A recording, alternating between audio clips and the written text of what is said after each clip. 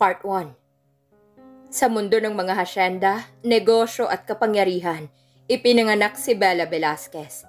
Isang babaeng matapang, edukada at may sariling paninindigan. Lumaki siyang minamahal ng kanyang pamilya. May pangarap na isang araw ay mamumuno sa sarili niyang lupain at negosyo. Ngunit isang malaking pagbabago ang dumating nang ipilit ng kanilang pamilyang isang arranged marriage sa pagitan niya at ng isang lalaking halos hindi niya kilala, ang bilyonaryong negosyante na si Santino Gomez. Sa umpisa magalang at mabait si Santino. Inisip ni Bella na baka ito na ang kapalaran niya. Ngunit hindi nagtagal dumating sa buhay nila si Celeste Madrigal. Isang ambisyosang babae na handang gawin ang lahat upang maagaw hindi lang ang kayamanan ni Santino, kundi pati ang kanyang puso. Nalugmok si Bella sa sakit at kahihiyan nang mabunyag sa publiko ang relasyon ni Santino at Celeste.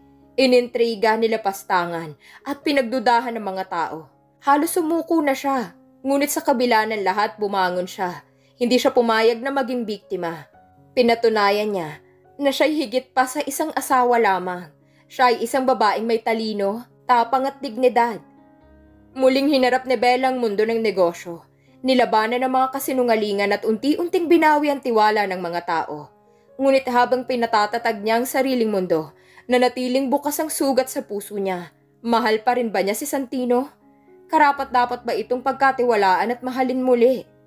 Sa gitna ng mga iskandalo, laban at muling pagtuklas ng pagmamahal, isang malaking tanong ang nakabitin. Hanggang saan kayang ipaglaban ni Bella ang kanyang dangal, puso at pamilya?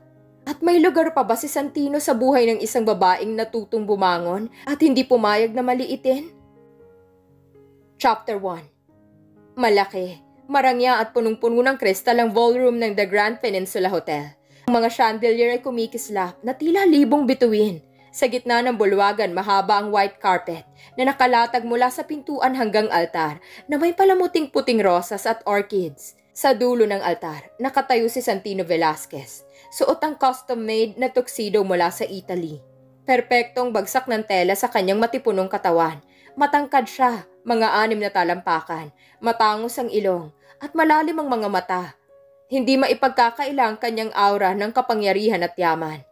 Ngunit malamig ang kanyang titig. Sa kabilang dulo, bumukas ang pinto.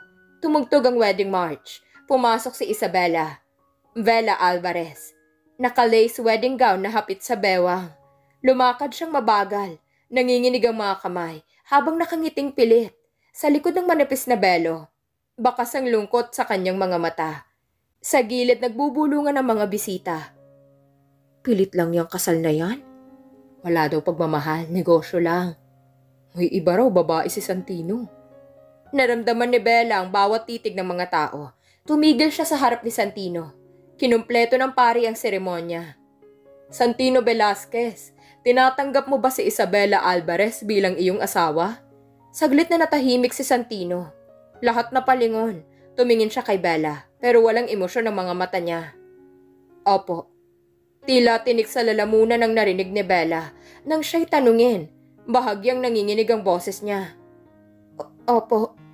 Isinukbit ni Santino ang wedding ring sa daliri ni Bella. Tumunog ang palakpakan. Ngunit ang mga mata ni Santino, hindi man lang ngumiti. Sa reception, halatang pagod si Santino. Ilang beses itong lumalabas ng ballroom, hawak ang cellphone, may kausap sa telepono. Naiiwan si Bella na mag-isa sa table nila, pinagtitinginan ng mga tao.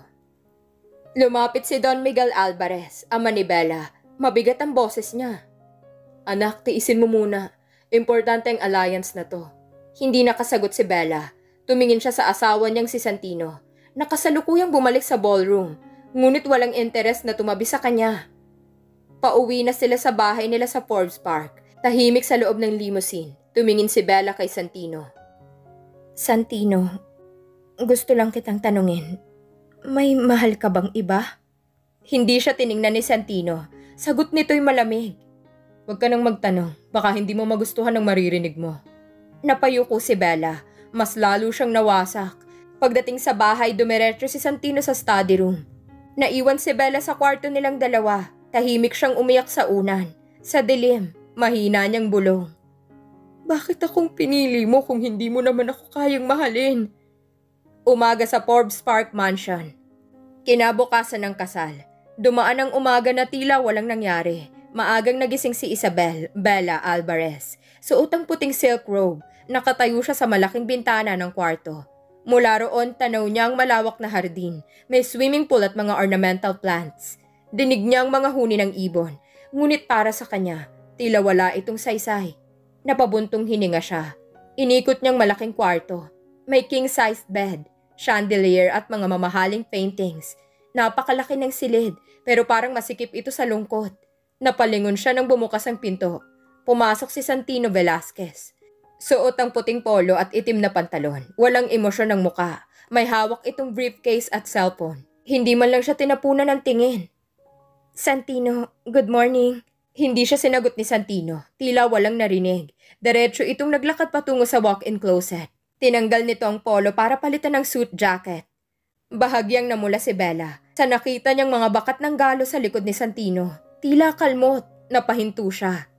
May sugat ka, napalingon si Santino. Tiningnan siya ng matalim. Wala kang dapat alalahanin. Santino, asawa mo ako. Hindi mo ba ako kayang tingnan kahit sandali? Tila walang narinig si Santino. Kinuha nito ang briefcase at lumabas ng kwarto. Naiwan si Bella. Nakatulala. Mga luha bumabagsak sa sahig na marmol.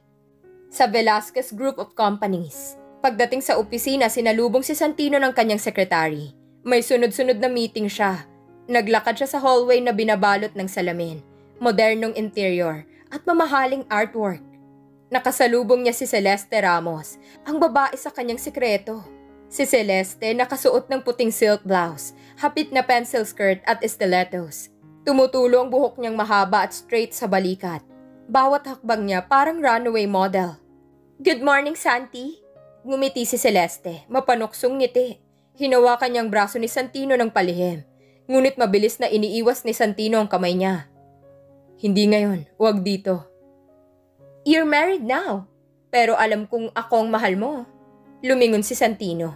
Halatang may pagkabahala, pero hindi siya makasagot. Pinuntahan niya ang boardroom. Sa Hacienda Alvarez. Samantala, bumalik si Bella sa kanilang asyenda sa Negros upang pansamantalang umiwas. Dala niya ang sakit ng mga nangyari. Hindi na siya makahinga sa Forbes Park Mansion na puno ng malamig na presensya ni Santino. Sa gitna ng taniman ng tubo, nakasakay si Bella sa kabayo. Nakamaong pants at puting blouse.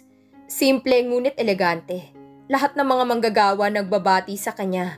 Puno ng respeto. Senyorita Bella, welcome home. Ngumiti si Bella kahit may lungkot sa mata. Pinuntahan niya ang kanilang lumang bahay sa gitna ng asyenda. Kinausap niya ang kanyang ama, si Don Miguel Alvarez. Anak, tiisin mo muna. May dahilan kung bakit ipinakasal ka namin kay Santino. Pero Papa, wala naman akong halaga sa kanya. Para akong piraso ng papel na binili niya. Sa negosyong ganito, minsan puso ang dapat isakripisyo. Pero maniwala ka. Darating ang panahon matututunan ka rin niyang mahalin. Umiyak si Bella sa dibdib ng ama niya. Ngunit sa loob, unti-unting namumuong determinasyon. Balik sa Maynila, nasa isang board meeting si Santino. Habang nagsasalita siya sa harap ng mga directors, hindi maalis ni Celeste ang titig sa kanya. Bawat salita ni Santino sinusundan ni Celeste ng malagkit na tingin. May isa sa mga director ang nagtanong tungkol sa kasal niya. Mr. Velasquez, congratulations sa kasal niyo. Mukhang hindi namin masyadong nakikita si Mrs. Velasquez.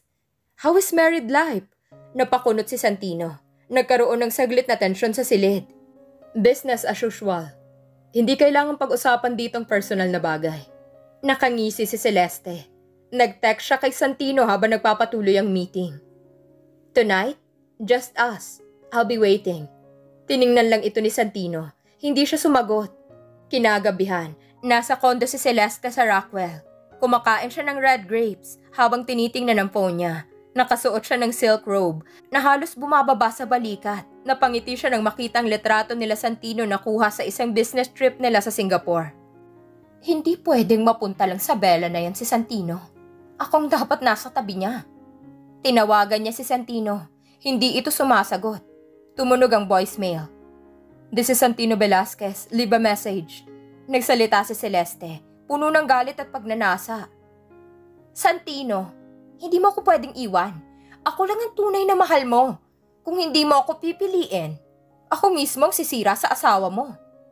Samantala, nakaupo si Bella sa veranda ng lumang bahay nila sa hasyenda. Sa harap niya, kumikislap ang mga ilaw ng mga fireflies. Tinitigan niya ang kanyang wedding ring. Hindi ako pwedeng maging babae lang na tahimik. Hindi ko ipapaubaya ang asawa ko sa kahit kanino. Hindi ako papahig na maliitin. Tumayo siya, puno ng determinasyon. Tinawagan niya si Grace, ang matalik niyang kaibigan sa Maynila. Grace, babalik ako dyan. Hindi ako pwedeng manatiling malayo. May asawa akong dapat ipaglaban. Sigurado ka, Bella? Baka masaktan ka lang. Mas masasaktan ako kung wala akong gagawin. Sa dilim ng gabi, habang nakatingin sa taniman ng tubo, napipikit si Bella. Tumulo ang mga luha niya, pero mahigpit ang hawak sa singsing sa daliri niya. 2 araw matapos manahimik sa hasyenda, bumalik si Isabella Vela Alvarez sa Maynila. Nakasuot siya ng white long sleeve blouse at black trouser. Naka-ponytail ang buhok, simple pero elegante. Huminga siya ng malalim pagpasok sa malaking gates ng Velasquez Mansion. Sa loob ng mansyon, abala ang mga kasambahay, tahimik ang paligid. Walang nakikitang bagong kasal. Lumapit si Manang Lita, ang matagal ng housekeeper ng Velasquez. Ma'am Bella, kumusta po ang biyahe? Hindi po kayo masyadong nagpakita simula ng kasal. Ngumiti si Bella, pilit. Tinitigan niya ang mga hagdan kung saan kadalasang bumababa si Santino, pero wala ito. Ayos lang, Manang. Nandito ba si Santino? Wala po, ma'am. Kagabi pa po hindi umuwi. Napamaang si Bella. Sumikip ang dibdib. Kinahapunan nagkita sila ni Grace, ang matalik niyang kaibigan, sa isang cozy cafe sa VGC. Si Grace, fashionable na nakadress at blazer. Matagal nang alam ang sekreto tungkol sa kabit. Bumuntong hininga si Bella habang hinahalo ang cappuccino niya. Bestie, kailangan mo tong malaman. Hindi na ako makatiis. Ano? Naglabas si Grace ng cellphone. Ipinakita nito kay Bella ang litrato. Naroon si Santino, naka-arm around kay Celeste Ramos. Pareho silang naka-business attire. Kuha ito sa isang lobby ng hotel. Ang mga mata ni Santino, tila may ngiting hindi niya ipinapakita kay Bella. Para bang biglang umikot ang mundo ni Bella. Sumikip ang dibdib niya, nanlamig ang mga daliri niya habang hawak ang cellphone. Kailan pa to? Last week, maraming nakakita, bestie. Lahat pinag-uusapan na to. Si Celeste Ramos, rumored mistress. Hindi na sekreto to sa corporate world. Hindi kumibo si Bella. Nanginginig ang labi niya. Pinilit niyang lunukin ng sakit. Nag-ring ang cellphone niya, si Santino. Tinitigan lang niya ito. Pero hindi sinagot. Samantala, nasa opisina si Santino. Suot niyang dark gray suit. Puno ng papeles ang mesa niya. Mukha siyang stress habang sinusuri ang isang contract. Pumasok si Celeste. Hindi kumatok. Santi, kailangan nating mag-usap. I'm busy. Lumapit si Celeste. Umupo ito sa harap ng mesa. Hawak nito ang kwelyo ng kanyang silk blouse. Niluluwagan para kitang-kitang cleavage niya. Na-miss mo ko kagabi, hindi ba? Bakit hindi ka nagpunta? Tiningnan siya ni Santino, malamig. Ibinaba niya ang ballpen. We're done talking about this. Santino, asawa mo lang si Bella sa papel. Akong mahal mo. Nanahimik si Santino. Sa labas ng opisina nakita sila ng sekretary. Kita niya si Celeste na nakahawak sa braso ni Santino. Mabilis na nagsara ng pinto. Gabi na nang umuwi si Santino. Hindi niya inaasahan na naghihintay si Bella sa sala. Nakaabang siya roon, naka-cross arms, suot ang cream silk blouse at high-waisted pants. Nanginginig ang boses niya. San ka galing? Napalingon si Santino, halatang hindi sanay na tinatanong. Tahimik niyang isinabit ang coat niya sa hanger.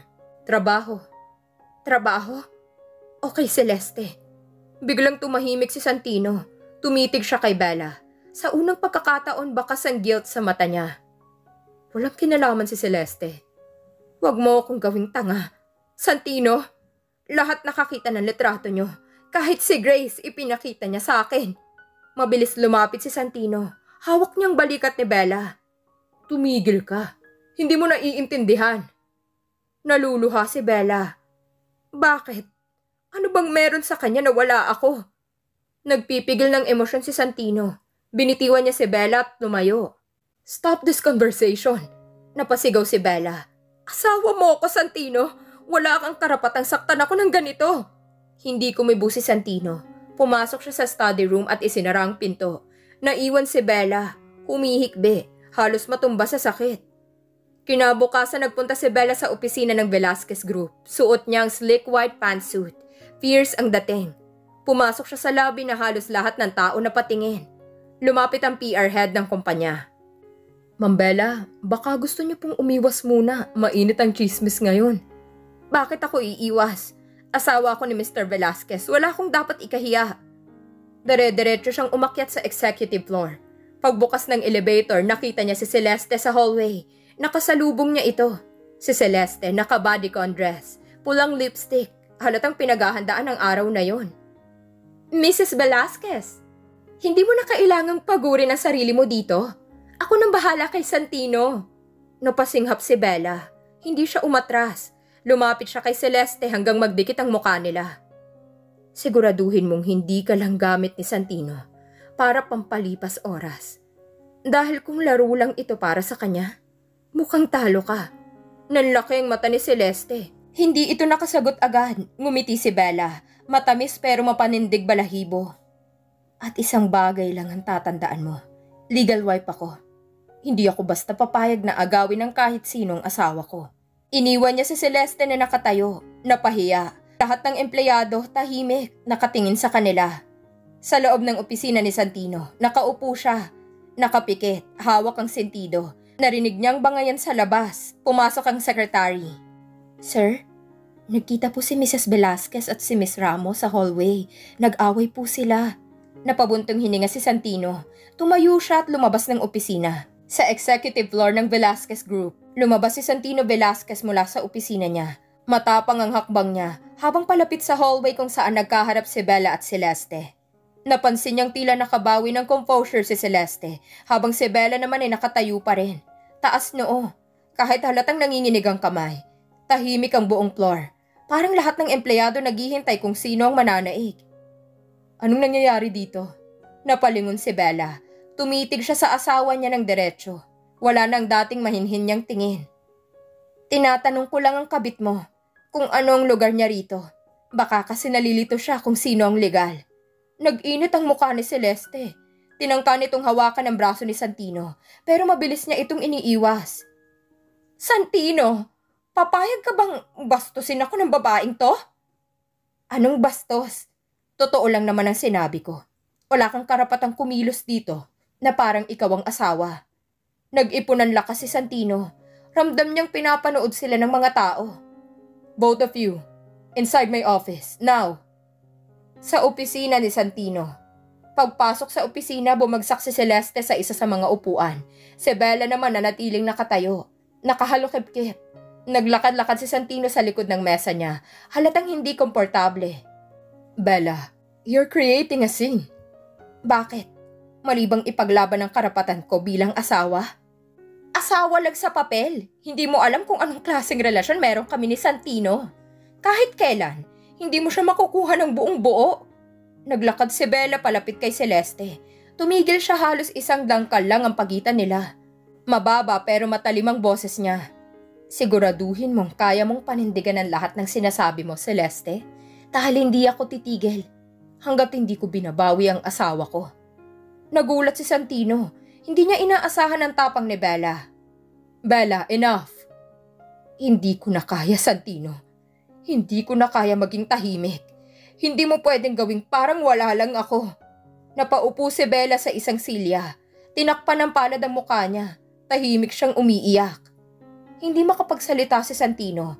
Tinitigan niya si Celeste. Kita sa mukha niyang pagod at inis. Celeste, leave us. Santino, leave now!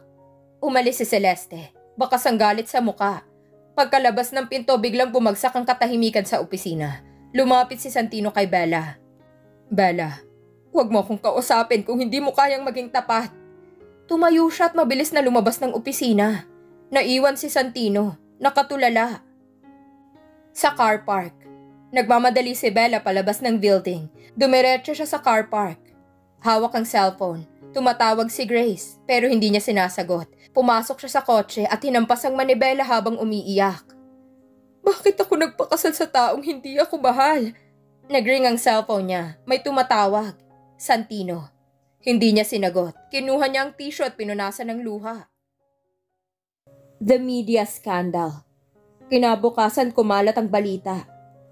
Lumabas sa isang online gossip site ang headline. Mrs. Velasquez, nakipag-away sa rumored mistress ni Santino Velasquez. May kasamang blurry photos ni Bella at Celeste sa hallway ng kumpanya.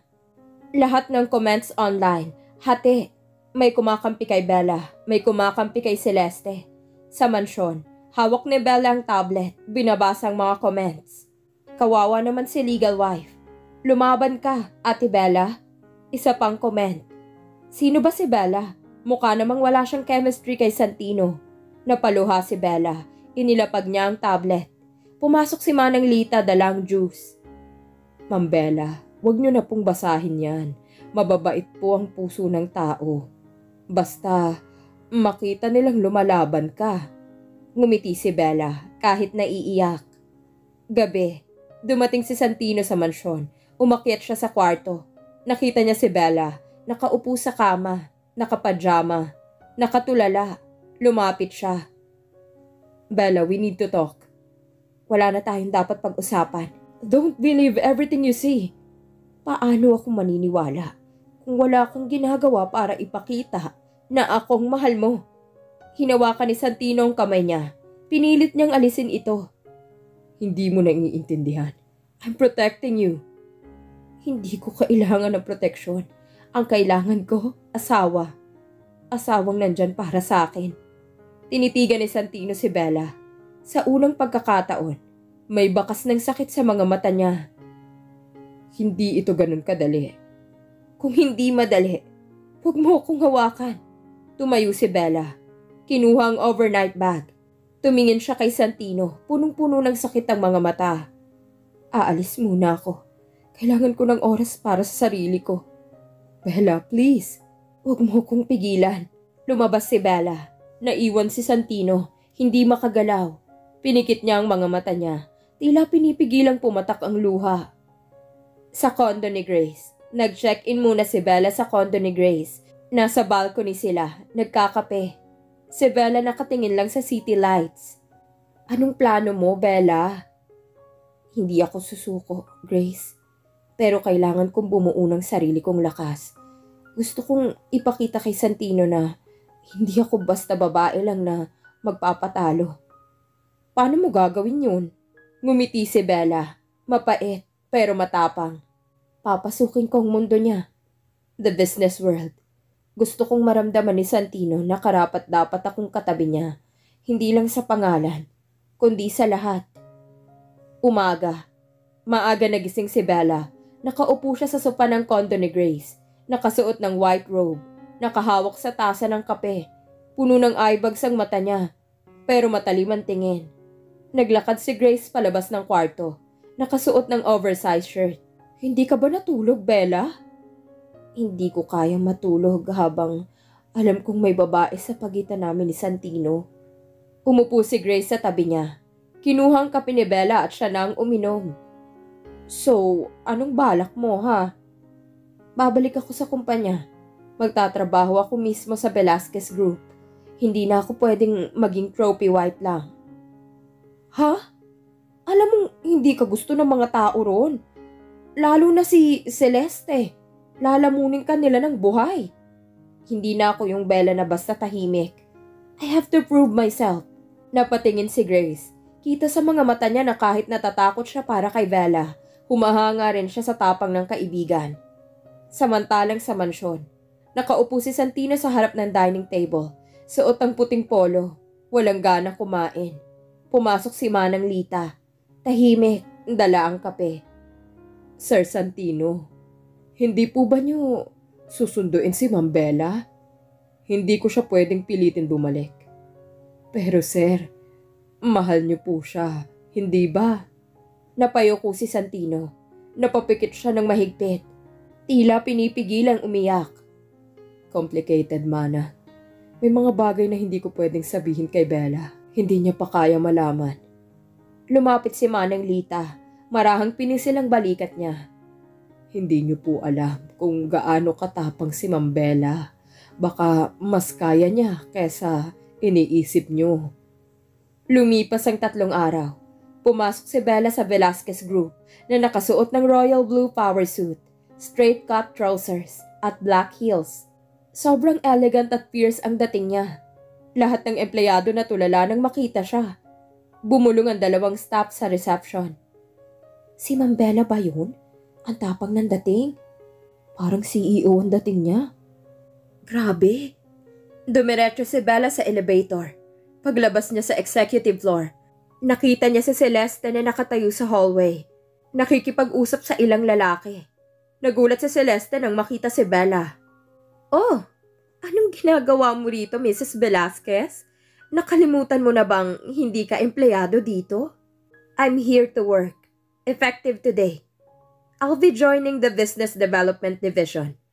Diretso na ako kina Mr. Romero. Work? Bakit? Para saan? Para mapansin ka ni Santino? Lumapit si Bella hanggang halos magdikit ang mukha nila. Nagtaas siya ng kilay. Bakit, Celeste? Natatakot kang baka matalo kita sa sarili mong larangan?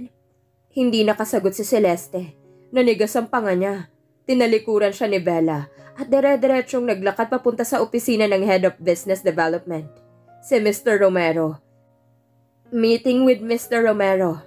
Sa loob ng opisina, nagulat si Mr. Romero, isang matandang gentleman na mataas ang respeto sa kumpanya. Ma'am Bella, anong maipaglilingkod ko sa inyo? Gusto kong magsimula bilang staff sa business development. Walang special treatment. Gusto kong matutunan lahat ng ginagawa niyo. Pero ma'am, asawa po kayo ni Mr. Velasquez. Hindi na po niyo kailangan pumasok dito. Mas kailangan ko to, kesa sa tingin ng kahit sino. Please, Mr. Romero, bigyan niyo ako ng chance. Tinitigan ni Mr. Romero si Bella. Kita niya sa mga mata nito na hindi ito nagbibiro. Very well. Welcome to the team, Mrs. Velasquez. Lumabas si Celeste mula sa boardroom. Hawak ang cellphone. Kausap ang kaibigan. Alam mo bang pumasok si Bella dito para magtrabaho? Hindi ko siya pwedeng hayaan. Anong balak mo? Napangiti ng malademonyo si Celeste. I'll make sure she fails sa trabaho. Wala siyang laban sa akin. I'll destroy her career before it even starts. Binigyan agad si Bella ng task, gumawa ng feasibility study para sa isang bagong resort project. Binigyan siya ni Mr. Romero ng research materials. Sinimulan niyang basahin lahat. Lumapit ang isang junior staff, si Leia. Nahihiyang ibinigay ang files. Ma'am Bella, ito po yung mga data. Pasensya na po kung magulo. Thank you, Leia. Walang ma'am sa akin. Bella lang. Nagulat ang lahat. Parang mas lalo silang humanga kay Bella. Pumasok si Santino sa opisina niya, dala ang isang folder. Tinawag niya ang secretary. Asan si Celeste? Sir, si Mrs. Velasquez po. Nasa business development na po. Natigilan si Santino. Napatingin siya sa secretary. Hindi makapaniwala. Bella is working here? Bakit walang nagsabi sa akin?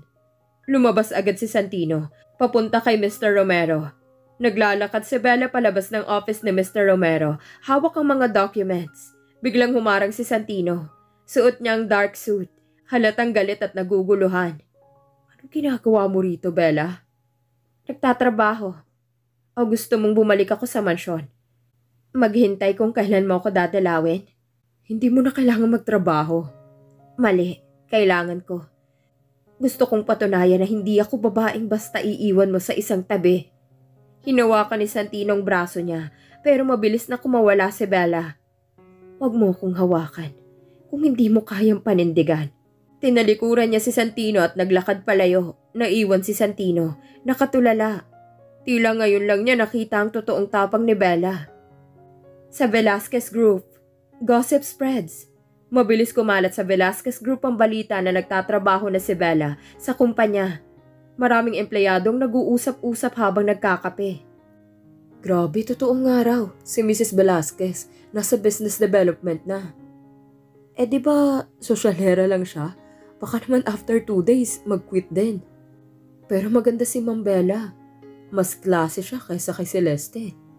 Sa kabilang banda sa loob ng isang conference room, kasama ni Celeste ang ilang senior managers. Tahimik siya, nakatitig sa laptop. Ilang segundo itinumba niya ang ballpen niya sa mesa. Halatang iritado. Hindi pwedeng basta-basta si Bella sa loob ng kumpanya. She's a distraction. But ma'am, employees seems to like her. They'll hate her soon enough. Nagpupuyat si Bella gabi-gabi. Nagsusulat ng feasibility report. Nagpupuno siya ng post-it notes sa buong table. Lumapit si Leia at binigyan siya ng kape. Bella, baka gusto mong magpahinga muna. Lakas maka-burnout nito. Salamat, Leia. Hindi ako titigil hanggat hindi ko natatapos to. Kailangan kong ipakita na kaya ko. Habang nakatingin sa laptop, biglang bumukas ang pinto. Pumasok si Santino.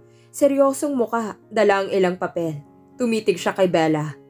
You're overworking yourself. At least ngayon, alam mong nandito ako. Bakit kailangan mo pang pahirapan ang sarili mo? Bakit hindi? Pinahirapan mo rin naman ako. Napahinga ng malalim si Santino. Ipinatong niya ang mga papel sa mesa ni Bella. Just don't forget to eat. Lumakad siya palabas, tila hindi alam kung paano lapitan si Bella. Napatingin si Leia, natulala sa tensyon. Ang init ng eksena, parang teleserye. Sa opisina ni Celeste, nagmeeting siya kasamang isang kaibigan niyang PR manager, si Arman. Kailangan kong sirain si Bella sa mata ng board. She can't stay here. Anong plano mo? She's new. I'm sure she'll commit mistakes. Kailangan ko lang bantayan kung kailan siya magkakamali. Presentation day. Ilang araw ang lumipas. Meeting day na para sa proposed resort project. Present si Bella, Celeste, Santino at mga board members. Nasa dulo ng mahaba at eleganteng boardroom table si Santino. Seryosong nakatingin kay Bella. Tumayo si Bella. Medyo kabado pero determinado. Nag-project siya ng slides. Good morning. I'm here to present the feasibility of Velasquez Group's next venture, El Paraiso Resort.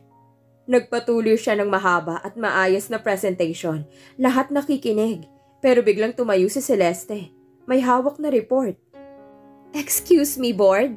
Before we proceed, Mrs. Velasquez, can you explain why your financial forecast does not match the current market evaluation for prime beachfront properties in Palawan? Nagulat si Bella. Tiningnan niya ang file niya. Totoo, may discrepancy sa figures. Your numbers are short by roughly 200 million pesos. That's a huge error for someone handling company data. Nagbulungan ng board members. Napahiya si Bella. Nagsalita si Santino. Malamig ang boses. Bella, bakit hindi mo ito na-double check? Napayuko si Bella. Hindi niya alam kung paano sasagot. Nanginginig ang kamay niya. I'm sorry, I'll fix it. Lumapit si Celeste. Nakangiti ng mapanlait. See? Hindi basta-basta trabaho ang ginagawa dito, Mrs. Velasquez. Lumabas si Bella sa boardroom. Luhaan. Sa hallway, hinabol siya ni Santino. Hinawakan siya sa braso. Bella, bakit ka pumasok dito kung hindi ka handa? At least ako lumalaban. Hindi katulad ng iba na pumapasok lang sa buhay ng may asawa. Nagkatinginan sila ng matalim. Umalis si Bella. Iniwan si Santino. Nakatulala. Bumalik si Celeste sa boardroom. Tumayo siya sa harap. Eleganteng-elegante. If the board allows, I can handle the El Paraiso Resort project. I already prepared a backup plan. Nagtinginan ng mga board. Tumango si chairman. Very well, Celeste. You take over for now. Ngumiti si Celeste. Puno ng tagumpay ang muka. Sa kondo ni Grace. Umiiyak si Bella habang yakap ang unan. Kasama niya si Grace. Shit, Bella. Huwag kang papayag na ganunin ka ni Celeste. Sablay ka, oo. Pero hindi ibig sabihin na wala ka ng laban. Ang sakit. Pinagtawanan ako ng lahat. Pati si Santino. Parang wala akong kwenta. Tingnan mo nga ang sarili mo, Bella. Ang ganda-ganda mo.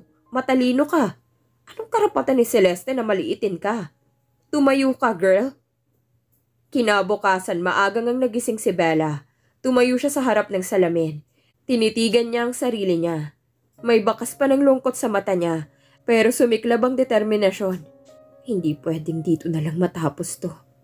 Lumabas siya ng kondo. Tumawag kay Mr. Romero. Sir, gusto ko pong i-review lahat ng documents. Hindi ko hahayaang mapunta kay Celeste ang project. Good to hear that, Bella. I'll help you. Ilang gabi hindi natulog si Bella. Nag-research siya ng update market values. Nag-consult sa real estate analyst. Nagbasa ng financial reports. Minsan naglalakad siya sa hallway ng kumpanya habang may hawak na folder. Tulala sa pagod, ma'am. Kain muna tayo. Mamaya na, kailangan kong matapos to. Minsan nakatayo si Santino sa hallway. Tahimik na pinapanood si Bella na naglalakad. Hawak ang mga papel. Kita sa mga mata niyang pagkalito at paghanga. Anong nangyayari sa'yo, Bella? Bakit parang bigla kang ibang tao? Nalaman ni Celeste na bumabangon si Bella. She should have stayed down. Hindi niya ako matatalo. Bella's new proposal. Nasa opisina ni Mr. Romero si Bella. Hawak niyang makapal na folder. Confident na siyang magsalita. Sir, tapos na po ang revised proposal ko. At ipapakita ko sa board na kaya ko tong trabaho. Good job, Bella. You're stronger than you know. Ngumiti si Bella. Halos may luha sa mata. Pero punong-puno ng fighting spirit. Lumipas ang ilang araw. Nasa conference room si Mr. Romero kasama si Bella. Hawak niyang revised proposal ni Bella. Mabigat ang atmosphere. Bella, this is a solid work. Kompleto and updated data. Realistic ang financial forecast. Pati environmental impact study nakuha mo. Ngumiti si Bella, bagaman halata ang kaba sa mata niya. Maraming salamat po, sir. Hindi ako papayag na mapahiya ulit. Then be ready. Present this to the board. Hindi pwedeng si Celeste lang ang maririnig. Habang naglalakad si Bella papuntang elevator, maraming empleyadong bumubulong-bulong. Ay, babalik daw si Ma'am Bella sa board meeting. Akala ko quit na siya. Matapang din pala. Naku, lagot kay Ma'am sa opisina ni Celeste.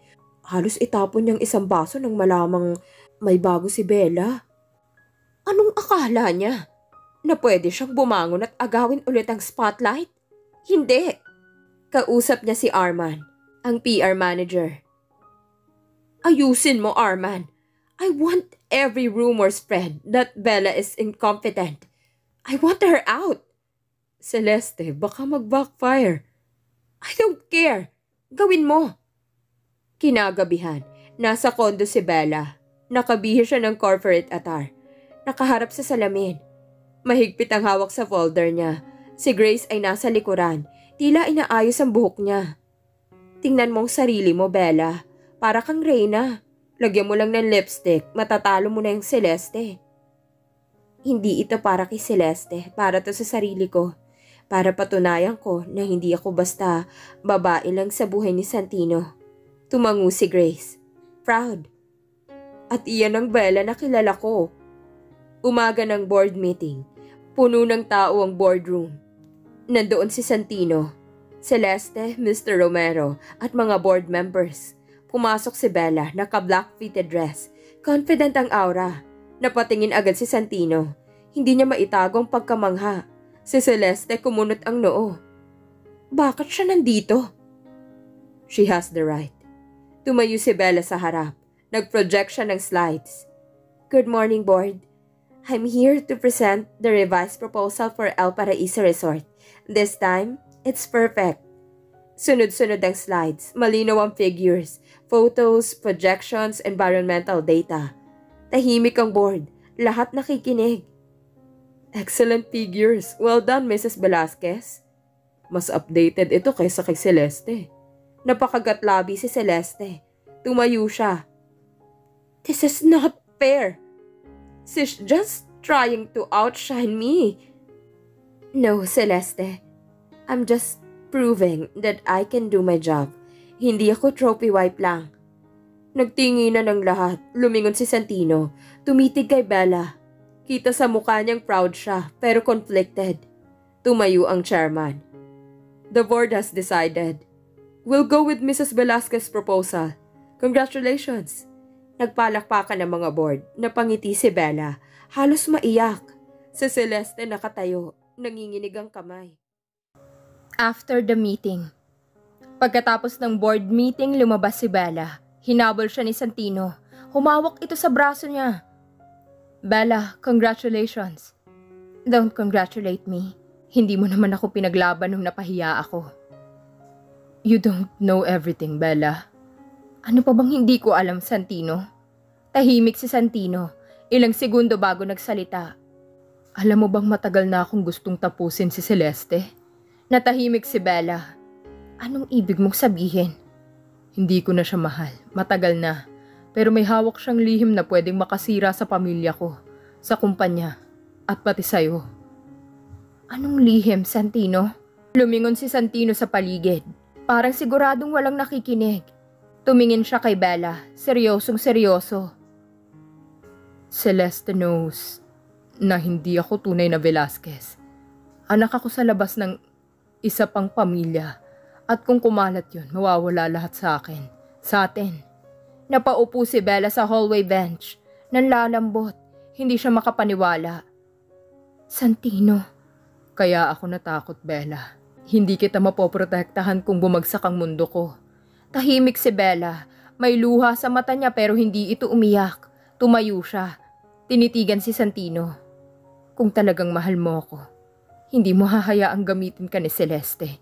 Hindi mo hahayaang apihin ako. Lumakad siya palayo. Naiwan si Santino. Hawak ang sariling sinturon. Tila gusto niyang habulin pero natitigilan. Samantala, nasa opisina si Celeste. Galit na galit. Minumura si Arman. Hindi pwedeng nagtagumpay si Bella. Hindi pwedeng siyang bida. Anong gusto mong gawin ko? I want dirt on Bella. Anything. Kahit fabricated. I want her ruined. Makikitang nasa rooftop si Bella. Nakatingin siya sa skyline. Hinihipan ng hangin ang buhok niya. Kahit may luha, may ningning ang mata niya. Hindi ako basta-basta susuko. Lalaban ako. Kahit kanino. Kahit kay Celeste. Kahit kay Santino. At sa dilim ng gabi, nasisinagan ng city lights ang mukha ni Bella. Palaban, matatag, at handang ipaglaban ng sarili. Kinabukasan, pumasok muli si Bella sa opisina. Habang naglalakad siya sa hallway, ramdam niya ang mga matang nakasunod sa kanya. Marami pa ring bulong-bulungan, pero iba na ngayon ang tono. Grabe ang galing ni Mrs. Velasquez. Siya palang nag-save ng project. Hindi siya basta trophy wife lang. Palaban si ma'am. Kaya lang, may chismis na may tinatago raw siya. Nakarating siya sa opisina. Sinalubong siya ni Leia. Good morning, ma'am. Ang dami pong bumilib sa inyo kahapon. Maraming salamat, Leia. Pero hindi pa tapos ang laban ko. Samantala, nasa private lounge si Celeste. Nakaupo at naka-cross legs habang kausap si Arman. May nahanap ka ba tungkol kay Bella? Wala pa, Celeste. Malinis siya. Walang kahit anong baho. Nagtagis ang panga ni Celeste. Then, create one. Habang abala si Bella sa pag-check ng mga documents, dumating ang isang brown envelope na walang pangalan ng sender. Binuksan niya ito. Natigilan siya nang makita ang laman. Isang edited na litrato, kung saan parang may kahalayan siyang ginagawa kasama ang isang lalaki na hindi si Santino. Nanginginig siya, lalo nang mabasa ang sulat na nakasulat sa loob. Lumayas ka sa kumpanya o ilalabas namin ito. Hindi ka dapat kasama rito. Napaupo si Bella sa silya. Nanginginig ang kamay. Tinawag siya ni Leia. Ma'am, okay ka lang ba? Hindi nila ako matatakot. Lalaban ako. Lumabas siya ng opisina. Hawak ang envelope. Tumungo siya kay Mr. Romero. My God, Bella! Saan ang galing to? Labanan natin sila, sir. Hindi ako aalis. Hindi ako nagpa-picture ng ganito. Fake to. Don't worry, tutulungan kita. Magpapatawag ako ng IT investigation. IT investigation. Isang team mula sa IT department ang kinausap ni Mr. Romero. Pinakita nila kay Bella kung paanong halatang edited ang litrato. Ma'am, obvious na manipulated ito. May layer artifacts, halatang cut and paste. Huminga ng malalim si Bella. Then, let's expose whoever did this. Pumasok si Santino sa opisina ni Mr. Romero. Nagulat nang makitang nandoon si Bella. Nagkatinginan sila. Anong nangyayari? Fake scandal. Gawa ng kabit mo. Celeste again? Tumayo si Santino. Galit na galit ang mukha niya. Tumawag siya agad sa assistant niya. Call Celeste. I want her in my office. Ilang minuto lang dumating si Celeste sa opisina ni Santino. Ang ganda-ganda niya. Naka-corporate dress. Pero halata ang kaba. Did you send this? Anong pinagsasabi mo? Inihagis ni Santino sa harap niya ang envelope. Kinuha ito ni Celeste. Sandaling napangiwi bago itinago ang emosyon. Why would I do that? Hindi ko style yan. Maybe she's making it up para kunwari siyang kawawa. Walang yaka, Celeste. Lahat ng ito para siraan ako. Sino bang dapat apihin? Ang legal wife na akala siya lang ang importante? Or the woman who actually knows how to handle Santino? Napasigaw si Bella. Hindi mo ako kayang tapakan. Nagulat ang lahat ng biglang sinampal ni Bella si Celeste. Tunog na tunog sa loob ng opisina. Tumigil ang oras. How dare you? Basta tandaan mo, Celeste.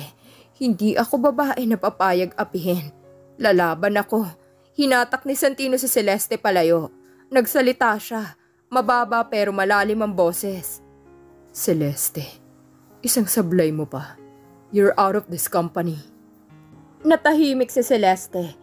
Kita sa mukha niyang takot. Umalis siya sa opisina. Dalang envelope. Naiwan si Bella. Humihingal. Lumapit si Santino. I'm sorry, Bella. Hindi sapat ang sorry mo. Lumabas si Bella ng opisina. Tumakbo si Santino. Hinawakan ang braso niya. Bella, please, let me explain. Hindi na ako naniniwala sa mga paliwanag mo. But I still love you. Lumingon si Bella, may luha sa mata. Kung mahal mo ko, bakit mo ko pinabayaan? Hindi mo ko pinaglaban. Flashback. Santino's struggle. Habang naglalakad si Bella palayo, bumalik kay Santino ang lahat ng alaala. Ang mga araw na iniyakan ni Bella ang malamig niyang asawa. Ang mga gabi na hindi siya makatulog habang si Celeste ang kasama niya. Ang mga sulyap kay Bella habang nakayuko ito, umiiyak pero matapang. Habol ni Santino si Bella hanggang elevator.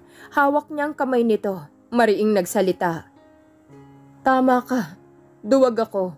Natakot akong mawalan ng lahat. Company, pangalan ko, pamilya. Pero habang nakikita kitang lumalaban, narealize ko, ikaw palang gusto kong ipaglaban. Napaluha si Bella. Pero nasaktan mo ko. Binaba mo ko. Alam ko. At handa akong ayusin lahat. Hindi ko kayang mawala ka. Biglang niyakap ni Santino si Bella. Una tinutulak siya ni Bella. Pero hindi na niya nakayanan. Niyakap niya ito pabalik. Umiiyak. I'm sorry. I'm so sorry. Huwag mo akong iwanan. Pero huwag mo na rin akong saktan. Nakaalalay si Santino habang lumalabas sila sa hallway.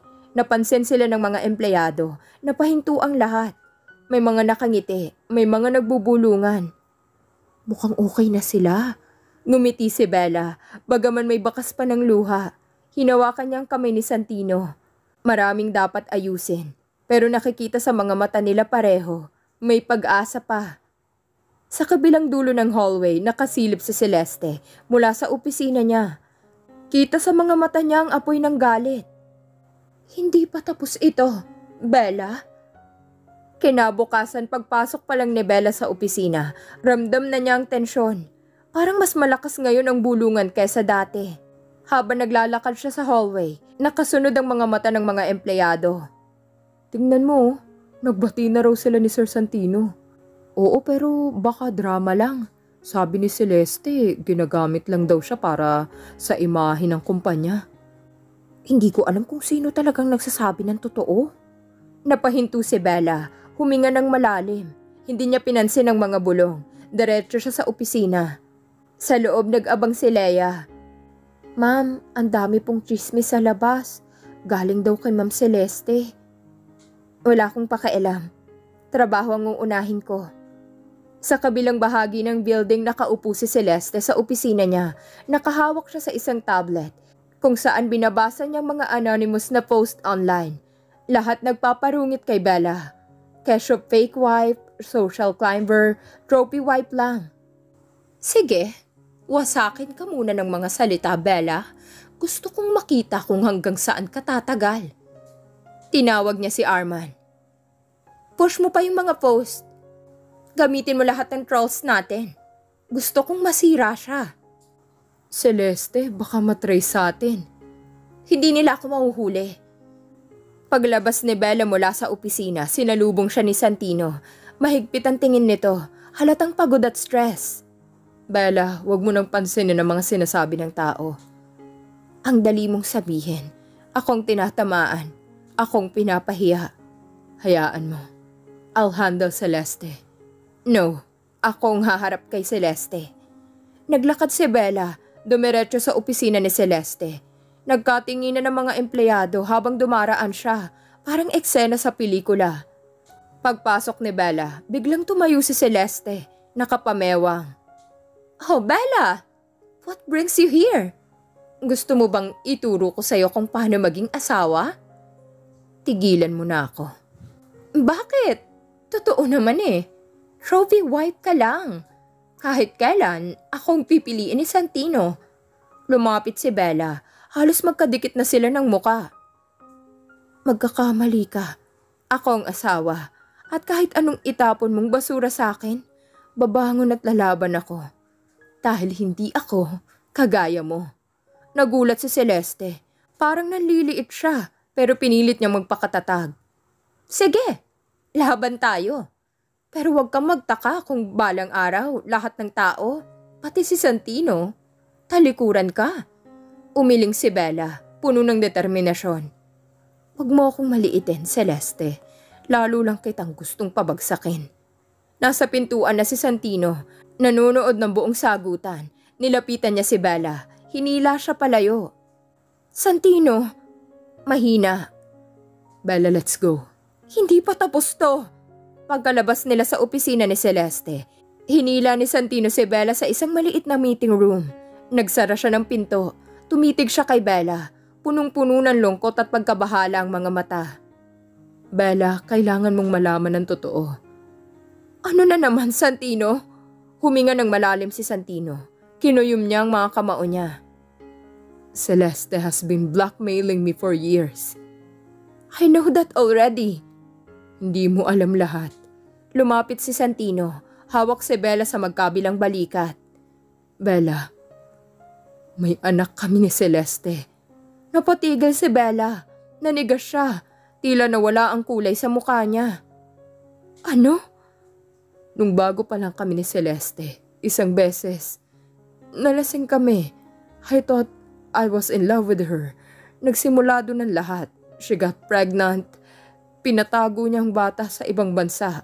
She threatened me na isisiwalat yun kung iiwan ko siya. Hindi makapagsalita si Bella. Umupo siya, nanginginig. May anak ka kay Celeste? Tumulo ang luha ni Bella. Nakaluhod si Santino sa harap niya. Hawak ang mga kamay niya. I swear, hindi ko na mahal si Celeste. But I stayed because of that child. Hindi ko matanggihan ang anak ko. So lahat ng sakit ko, lahat ng iniwan mong gabi para protektahan si Celeste at anak niyo? Bella, please, mahal kita.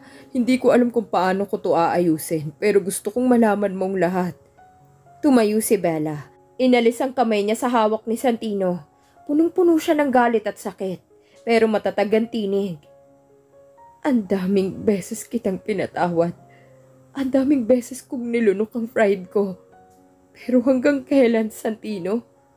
Hanggang kailan ako magpapaawa para lang manatili ka? Bella, please. Hindi ko alam kung kaya kitang patawarin. Hindi ko alam kung kaya ko pang lumaban para sa atin. Hindi ko alam kung worth it ka pa. Lumabas si Bella ng meeting room. Naiwan si Santino. Nakaluhod, umiiyak. Habang naglalakad si Bella palabas ng building, lumuluha siya. Pero mataas ang ulo. Huminga siya ng malalim. Paano ko ipaglalaban ng isang lalaking hindi kayang ipaglaban ako? Pero hindi ako pwedeng bumagsak. Hindi ako pwedeng maging talunan. Sa malayo, nakasilip si Celeste mula sa hallway.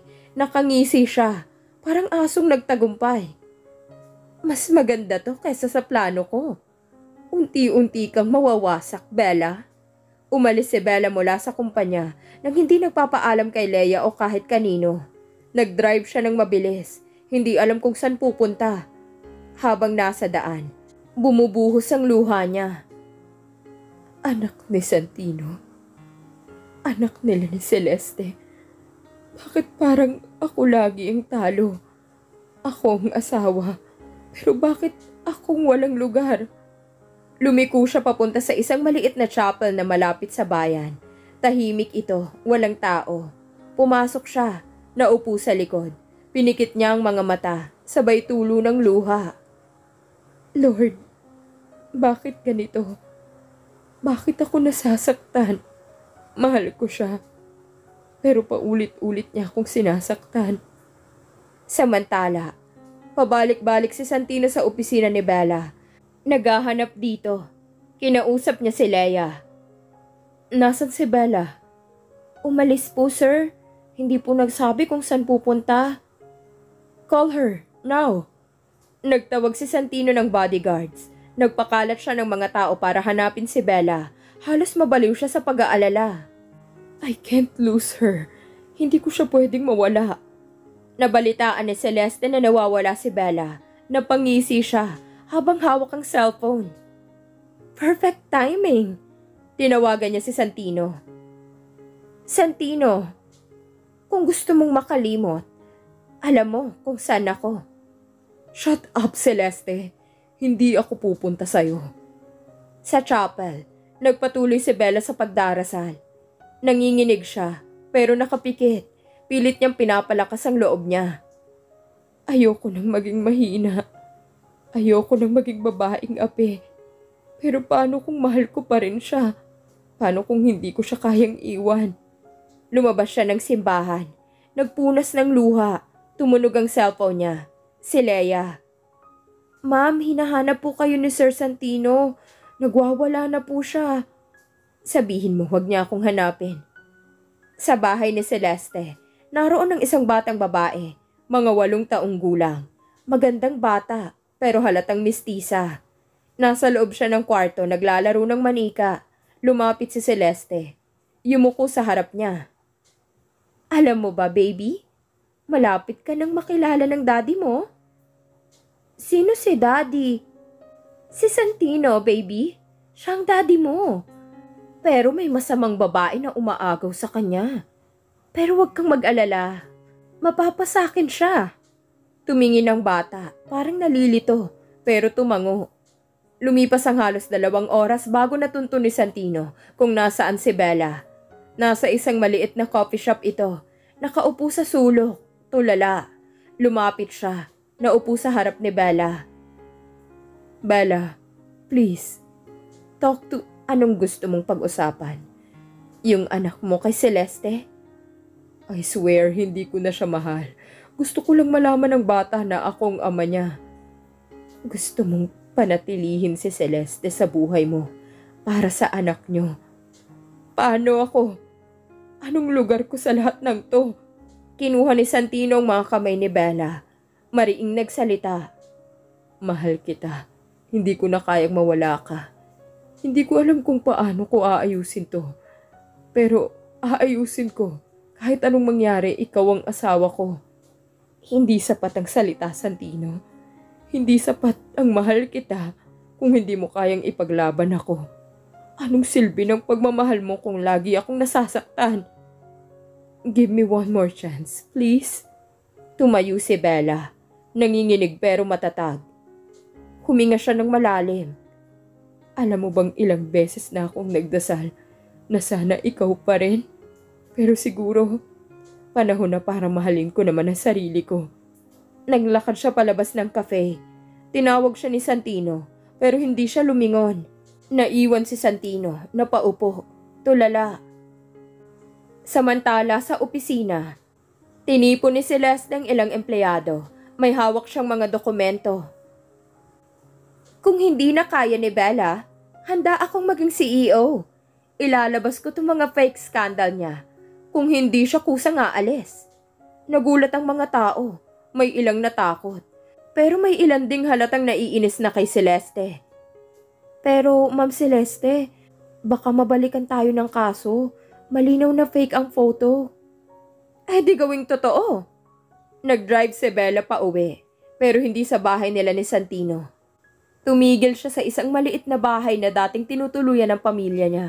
Pumasok siya. Marahang naglakad. Sa loob ng bahay, tumingin siya sa lumang salamin. Punong-puno siya ng luha, pero bigla siyang ngumiti. Hindi ako babae na patatalo. Hindi ako babae na papaapi. At higit sa lahat, hindi ako babae na iiwanan basta-basta. Nasa lumang bahay pa rin si Bella. Umaga na. May sinag ng araw na dumadaloy sa bintana. Nakaupo siya sa isang lumang silya. Nakatitig sa mga lumang litrato ng pamilya niya. Nakalagay doon ang picture nila noong maliit pa siya. Kasama ang ama at ina niya. Mga dating kilalang hasyendero. Hindi ako lumaking mahina. Anak ako ng hasyendero. Marunong akong lumaban. Pinunasan niya ang luha. Kinuha ang cellphone at tinawagan si Attorney Ruiz, ang abogado ng pamilya niya.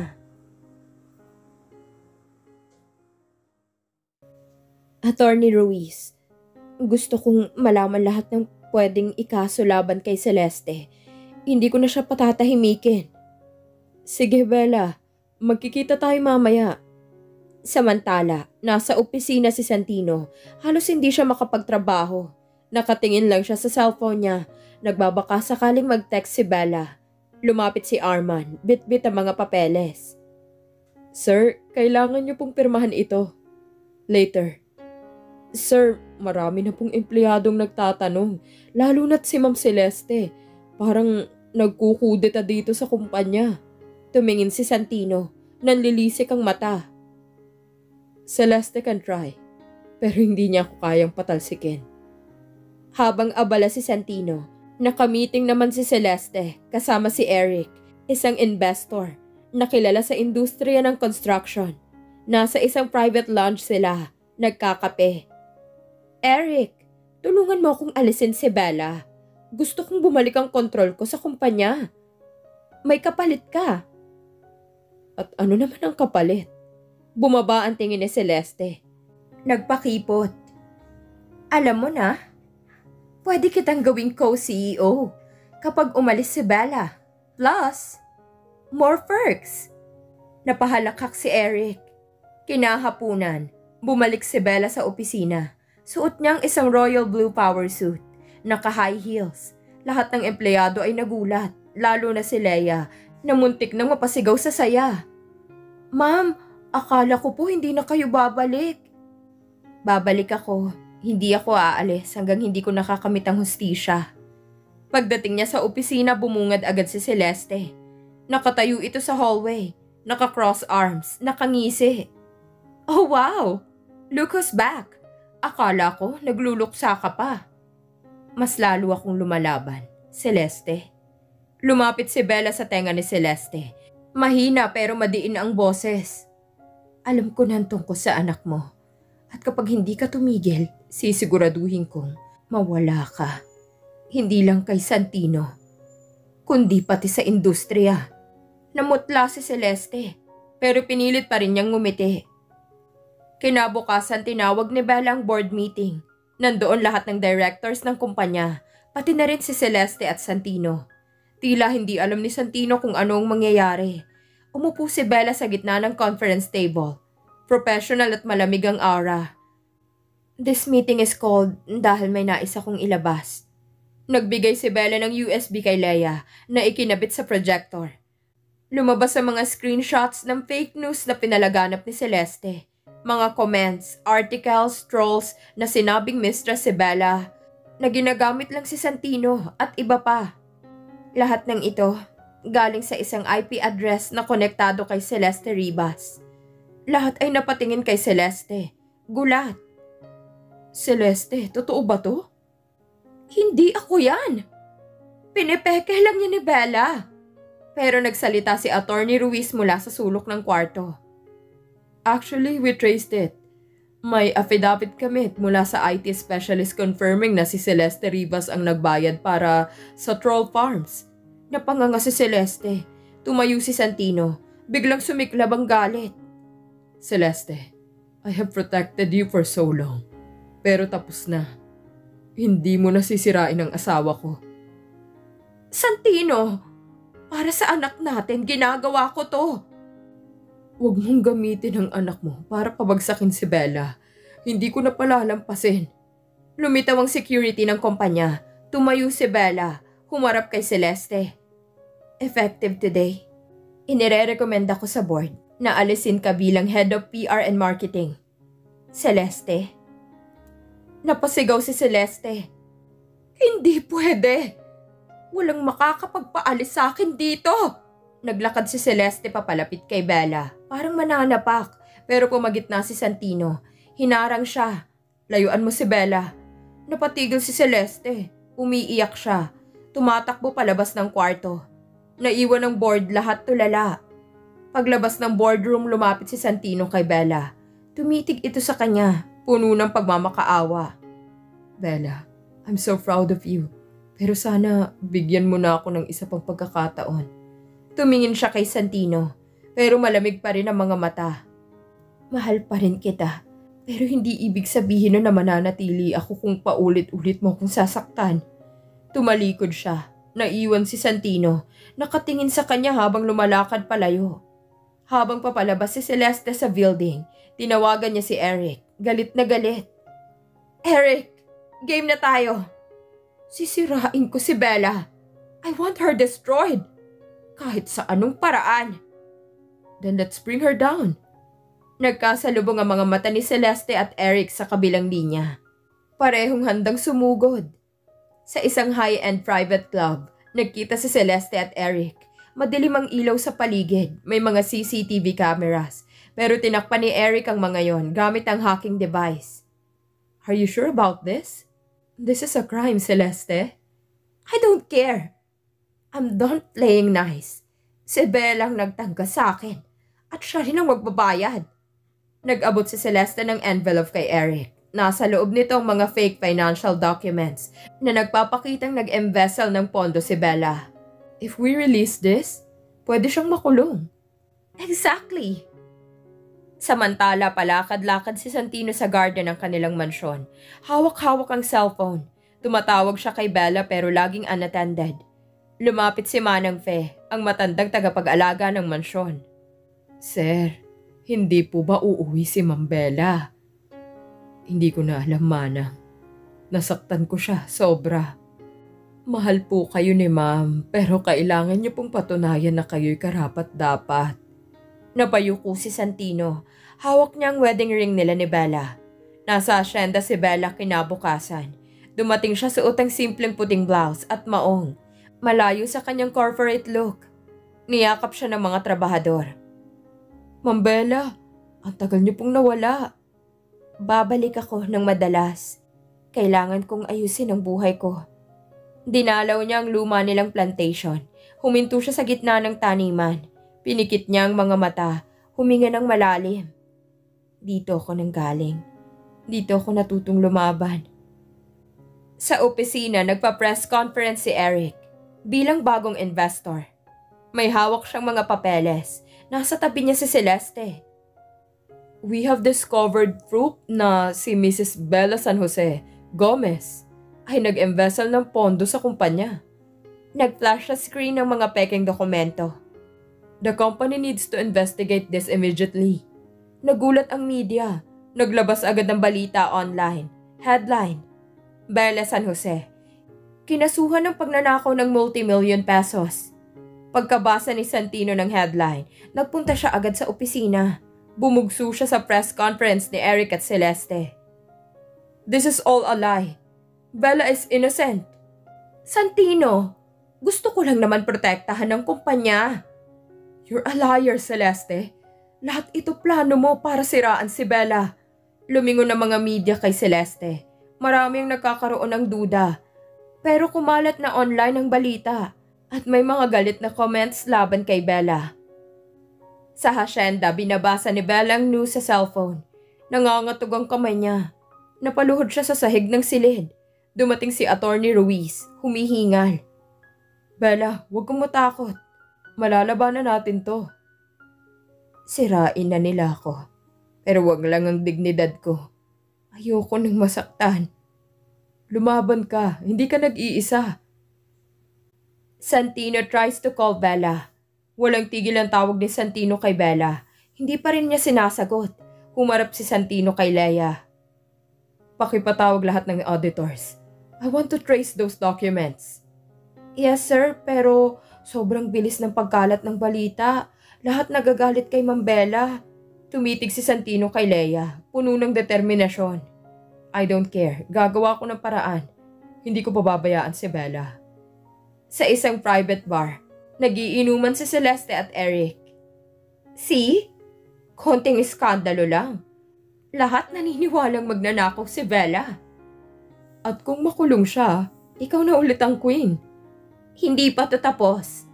Susundan ko pa siya hanggang bumagsak siya sa lupa. Kinabukasan bumalik si Bella sa lungsod. Suot niya ang kulay puting suit. Mukha siyang reyna. Dumiretso siya sa presinto kung saan ipapatawag siya para sa investigasyon. Dumating si Santino. Gustong samahan siya. Tumingin si Bella kay Santino. Malamig. Hindi ko kailangan ng bodyguard. Hindi rin kita kailangan para ipagtanggol ako. Lumingon siya sa mga reporters. Wala akong ninakaw at papatunayan ko yon. Hindi ako babae na basta-basta bibigay. Nagpatawag si Bella ng sariling press conference. Nakaayos siya. Matikas at puno ng dignidad. Ang mga dokumentong ipinapakalat laban sa akin ay fake. Peke lahat yun. Isa itong malisyosong hakbang ng mga taong gusto akong siraan. Hindi ko kailanman ninakaw ang pera ng kumpanya. Humanga ang mga empleyado at ilang media sa tapang niya. Biglang napasigaw ang isang reporter. May alam ba kayong ibang mga kalaban niyo, Mrs. Gomez? Tumitig si Bella sa camera. Oo. At oras na para malaman ng lahat kung sino sila. Pagkatapos ng statement, lumabas si Bella mula sa building. Nandoon si Santino, nakatayo. Parang gustong yakapin siya. Tumingin si Bella sa kanya. Malamig pero may bahid ng lungkot. Santino, hindi ako mahina. Hindi mo na ako kailangang iligtas. Ililigtas ko ang sarili ko. Lumakad siya palayo, taas noo. Naiwan si Santino. Tulala, habang papalapit sa kanya si Leia. Sir, babangon si Ma'am Bella. Hindi siya matatalo. Magdamag na hindi nakatulog si Bella. Nasa isang maliit na hotel siya na tinutuluyan pansamantala. Umuulan sa labas. Tumutunog ang patak ng ulan sa bintana. Nakahawak siya sa mga dokumentong hawak ni Attorney Ruiz. Mga ebidensya laban kay Celeste at Eric. Nakatingin siya sa isang lumang singsing. Ang singsing na bigay ni Santino noong engagement nila. Santino, gusto pa kitang mahalin. Pero hindi ko na alam kung paano. Bigla siyang tinawagan ni Attorney Ruiz. Bella, may kailangan kang malaman. May bank account si Celeste na ginagamit para ipadaan ng perang ibinabayad niya kay Eric. Lahat naka-record. Ilan ang total amount? 50 million pesos. At may naka-line up pang additional 20 million para sa black propaganda laban sa'yo. Napatayo si Bella. Nagsimulang umapaw ang galit at determinasyon sa mga mata niya. Then it's time to hit back. Sa opisina, tahimik na nakaupo si Santino sa loob ng kanyang glass office. Dumating si Leia. May dalang mga balita. Sir, may nakuhang bagong lead si Attorney Ruiz laban kay Celeste. Good, pero Leia, gusto ko ring malaman. Nasaan si Bella? Sir, gusto po muna ni Ma'am Bella ng space. Napabuntong hininga si Santino. Nagsalita siya. Mahina ngunit matigas ang tono. If she wants space, I'll give it. But I'll clean up this mess for her. For us. Tumayo siya, dinampot ang coat at lumabas ng opisina. Mukhang determinado. Samantala naglalakad si Celeste sa isang high-end mall. Hawak-hawak ang phone. Hindi siya mapakali.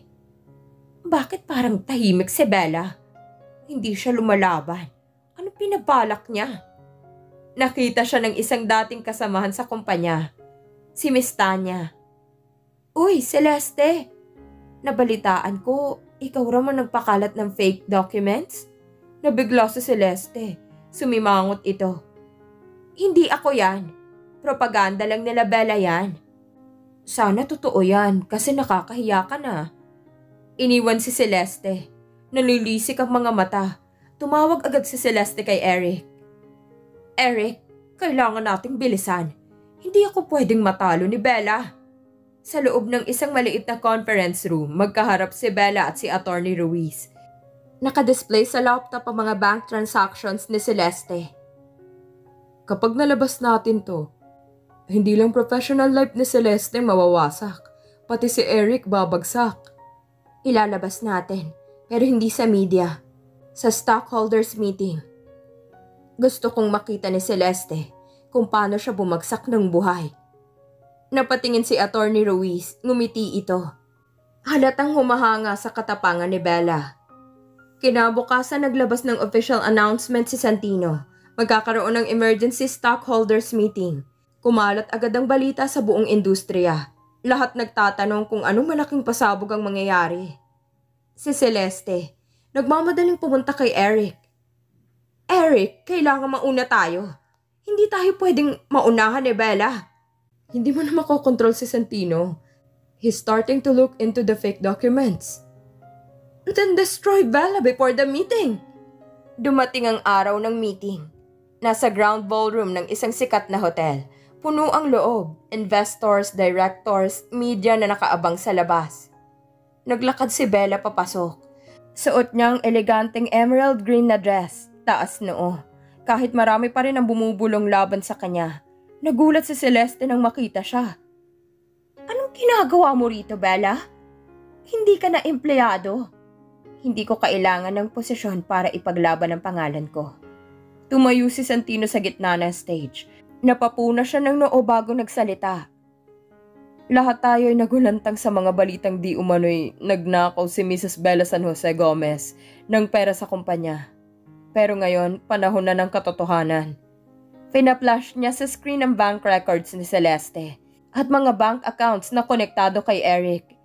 May mga check deposit images at email exchanges. These accounts paid troll farms and created fake documents to destroy Bella's reputation. Namuti ang mukha ni Celeste. Tumayo siya. Nanginginig. Hindi totoo yan. Pineke lang ni Bella ang lahat. Pero tumayo si Bella at kinuha ang mic. Kung peke ito, bakit may sworn statement ng manager ng bangko? Lahat ng pera galing sa personal accounts mo, Celeste, at may CCTV recordings pa ng mga deposit mo. Lahat ng stockholders ay nagbubulungan. Iba halatang galit kay Celeste. Si Eric naman napalunok at nagsimulang umatras palayo. Hinawakan ni Bella ang mic ng mas mahigpit. Sinira niyo ako. Tinawag niyo akong kabit. Sinabi niyo magnanakaw ako. Pero heto ako. Nakatayo pa rin. Hindi ako natutumba sa mga taong gusto akong yurakan. Napapalakpak ang ibang stockholders. Si Santino nakatingin kay Bella na parang maiiyak. Hindi ako perpekto. Pero hindi ako mandaraya. Hindi ako magnanakaw at hindi ako magpapatalo sa mga taong gusto akong maliitin. Celeste's breakdown. Lumapit si Celeste kay Santino. Umiiyak. Santino, please, maniwala ka sa akin. Lahat to gawa-gawa ni Bella. Pero umiwas si Santino. Nilapitan niya si Bella. Hawak-hawak ang kamay nito. Bella, I'm so sorry. Hindi ko na alam kung paano ako makakabawi sa lahat ng sakit na ginawa ko. Tumulo ang luha ni Bella. Tumingin siya kay Santino. Nanginginig ang labi. Hindi ko pa alam kung kaya kitang patawarin, Santino. Pero hindi na ako babae na basta-basta susuko. Lumapit ang security. Hinawakan si Celeste. Ma'am Celeste, kailangan niyo na pong sumama sa amin. Santino! Ipaglaban mo naman ako. Huwag mo akong ipakulong. Pero hindi na siya tiningnan ni Santino. Dinala na si Celeste palabas ng ballroom. Umiiyak at lumalaban. Nagkatinginan si Bella at Santino. Hindi niya pahawak ang sagot kung anong magiging kinabukasan nila. Pero tumayo si Bella sa harap ng mga tao. Malakas ang boses. I may have lost many things, but I will never lose myself. Huwag niyo akong maliitin. Nagpalakpakan ng buong ballroom. Si Bella, bagamat sugatan pa ang puso, ay nakangiti, matapang at puno ng pag-asa. Pagkatapos ng stockholders meeting, bumalik si Bella sa hotel. Nakatitig siya sa salamin. Tinatanggal ang kanyang hikaw at alahas. Nanginginig pa rin ang mga kamay niya. Sa loob-loob niya, hindi niya pa rin maalis ang kirot sa puso. Kahit napatunayan kong katotohanan, bakit parang ang lungkot ko pa rin? Ipinikit niya ang mga mata. Pumatak ang luha. Bigla niyang naalalang masasayang sandali nila ni Santino. Ang unang date, ang engagement, at ang mga tawa sa pagitan ng trabaho. Nagulat siya nang makarinig ng katok. Bumukas ang pinto. Nandoon si Santino. Mukhang pagod. Nakasuit pero gulo ang tie. Bella, pwede ba kitang makausap? Tumalikod si Bella. Ayaw siyang tingnan. Tumayo si Santino sa likod niya. Bahagyang nag-aalangan. Bakit ka andito? I want to say sorry and I want to explain.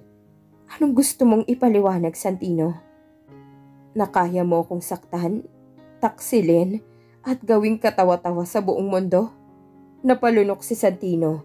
Tinangkang hawakan ang balikat ni Bella pero umiwas siya. Bella, mahal pa rin kita. Napapikit si Bella. Halatang nasasaktan. Hindi siya sumagot. Umalis siya sa harap ni Santino at pumasok sa banyo. Iniwan siyang nakatayo doon. Tila walang alam kung ano ang susunod na gagawin. Samantala nasa kulungan si Celeste. Namumutla, nakasuot ng orange prisoner uniform. Dumalaw si Eric. Nakasalamin ito. Naka-business suit pa rin. Eric, ilabas mo ako rito. I'm sorry, Celeste. Hindi na ako pwedeng madamay. Baka pati ako makulong. Huwag mo akong iiwan, Eric! Mahal mo ako! Mahal ko lang ang pera, Celeste. Hindi ikaw. Iniwan siya ni Eric na umiiyak at humihikbi. Halos sumubsob sa sahig si Celeste habang binabantayan ng mga pulis. Sa gabi, nasa veranda si Bella, nakatingin sa mga ilaw ng lungsod. Nasa tabi niya si Attorney Ruiz. Anong plano mo ngayon, Bella? Babalik ako sa kumpanya, hindi para kay Santino, kundi para patunayan sa lahat na hindi ako babae na dapat maliitin. Ngumiti si Attorney Ruiz. Pinagmamasdan niya si Bella. Tila proud sa katatagan nito. Tama ka dyan, Iha. Kaya mo to at nandito ako. Isang linggo matapos ang stockholders meeting, bumalik si Bella sa opisina. Lahat ng empleyado napapatingin sa kanya habang naglalakad siya papasok sa elevator. May ilan na halatang nahihiya sa mga naunang pinaniniwalaan nilang balita. Ang tapang talaga ni Ma'am Bella. Oo, grabe, parang Reyna. Pagdating sa floor ng executive offices, sinalubong siya ni Leia. May lungkot at kaba sa mga mata ni Leia. Ma'am, pasensya na kung minsan naniwala ako sa mga sinasabi ni Celeste. Tahimik na tumingin si Bella kay Leia. Naglalaban sa mga mata niya ang lamig at awa. Okay lang, Leia. Lahat tayo nalinlang. Pero sa susunod, huwag basta maniniwala sa chismis. Masisira ang buhay ng tao. Umiyak si Leia at biglang niyakap si Bella. Hindi agad gumalaw si Bella, pero kalaunan yumakap din siya pabalik. Bella and Santino talked in the office. Tinawag ni Santino si Bella sa opisina. Pumasok si Bella, naka-business suit, mukhang composed. Nakaupo si Santino. Parang walang tulog, nakayuko. Santino. Bella, gusto ko sanang ibalik sa yung posisyon mo bilang co-CEO. Mahina ang boses ni Bella nang sumagot. Hindi ko alam kung gusto ko pa. Hindi ko alam kung kaya pa kitang pagkatiwalaan. Tumayo si Santino. Lumapit sa kanya. Hinawakan ng 2 kamay niya. Puno ng damdamin si Santino. Hindi ako perpekto, pero mahal na mahal kita. Kahit mali ang mga naging desisyon ko. Patawarin mo ako. Nananahimik si Bella. Halatang may gumugulong na mga luha sa kanyang mga mata, pero pinahid niya ito agad. Ayaw magpakita ng kahinaan. Bella, Santino, hindi ko pa alam kung kaya pa kitang patawarin. Pero hindi ko na rin kaya na puro galit na lang ang laman ng puso ko. Babalik ako. Pero hindi dahil sa'yo. Babalik ako dahil ito ang tama. Nasa boardroom si Bella at Santino kinabukasan. Lahat ng directors andun. Mukhang kabado. Tumayo si Mr. Aseo, ang matandang board member. Mrs. Gomez, we're glad you're back. Pero kailangan naming marinig mula sa'yo kung handa kang pangunahan muli ang kumpanya. Tumingin si Bella sa lahat. Matigas ang tindig. I will lead this company, hindi bilang asawa ni Santino, kundi bilang babae na kayang magsalba ng negosyong ito. Lahat ng nawala dahil sa iskandalong ginawa ni Celeste, babawiin ko. Nagpalakpakan ng ilang board members. Si Santino nakatingin lang sa kanya na parang maiiyak. Pagkatapos ng meeting, naiwan si Santino sa boardroom. Pinanood niya si Bella habang lumalabas. Tumulo ang luha niya. Pinunasan agad. Mahal pa rin kita, Bella. Pero baka nga hindi mo na ako kailangan. Sa corridor, humarap si Bella sa isang glass wall. Pinagmasdan ng skyline ng syudad. Malakas ang tinig niya, kahit walang kasama. Dati, akala ko hindi ako mabubuhay nang wala si Santino. Ngayon alam kong kaya ko. Mahal ko pa siya pero mas mahal ko na ang sarili ko. Nakangiti siya. Malungkot ngunit puno ng pag-asa. Pumasok si Bella sa opisina. Suot ang fitted white blazer. Mukhang fresh at matatag. Sunod-sunod ang bumati sa kanya. Mga empleyadong dati lumalayo. Ngayon lumalapit. Welcome back, Ma'am Bella. Thank you. Now let's work. Tumakbo agad ang araw. Nag-meeting siya kasama si Leia at ilang managers. First, aalisin natin lahat ng contract suppliers na involved sa scam ni Celeste. Second, we'll relaunch the brand para maibalik ang tiwala ng public. Third, I want a new CSR program. Gusto kong maramdaman ng tao na totoong malasakit natin. Napangangang mga tao. Si Leia bilib na bilib sa kanya. Sobrang miss ka namin, ma'am. Miss ko rin kayo. Hindi pwedeng maliitin ang mga babae sa kumpanyang to. Samantala, pinanonood ni Santino si Bella mula sa loob ng opisina niya. Nakaupo siya. Tahimik. Nagtiklop siya ng mga kamay. Ganito ko siya minahal. Yung tapang niya. Pero parang mas lalo ko siyang hindi maaabot. Nagpuna siya ng mata. Bagamat pinipigilan ng luha, tumayo siya. Parang may balak. Sa loob ng kulungan, nagkakagulatan dahil sa balita na balak ni Celeste maglabas ng bagong tell-all interview para ibunyag daw ang sekreto ni Santino at Bella. Nakaupo si Celeste sa loob ng isang interrogation room. Kausap niyang abogado. Hindi ako papayag na matapos ang lahat ng ganito. Kung babagsak ako, isasama ko silang lahat. Celeste, baka lalo kang mapahamak. Hindi ako papayag na maging talunan. Hindi ako babae na basta-basta matatalo. Sa gabi, bumalik si Bella sa bahay niya sa hasyenda. Lumabas siya sa balkonahe. Malamig ang simoy ng hangin. Pinagmamasdan niya ang malawak na taniman ng tubo. Maraming nawala. Pero hindi ako natalo. Hindi ako mawawala. Santino surprise visit. Kinabukasan bumalik si Santino sa hasyenda. Napatingin ng mga kasambahay. Nakita siya ni Bella habang bumababa ito sa kotse. Anong ginagawa mo rito? May ipapakita ako sa'yo. Pumasok sila sa guest sala. Binuksan ni Santino ang laptop at ipinakita kay Bella ang mga documents. Ito ang confidential investigation report. Si Eric, hindi lang ginagamit ni Celeste. Isa siyang double agent. May illegal na dealings sa mga competitors natin. Sinira niya ang kumpanya natin mula sa loob. Ibig sabihin, hindi lang ako ang target nila? Oo, gusto nilang kuhanin ang buong kumpanya at ikaw ang naging perfect scapegoat. Napaupo si Bella. Napayuko siya. Nanginginig ang boses niya. Santino, bakit hindi mo agad sinabi sa akin? Kasi iniisip ko pa rin kung paano kita poprotektahan. Alam kong galit ka pa rin. Pero gusto kong malaman mong ikaw pa rin ang iniisip ko. Tumayo si Bella. Tila gustong umiyak. Nilapitan siya ni Santino pero iniwasan niya ito.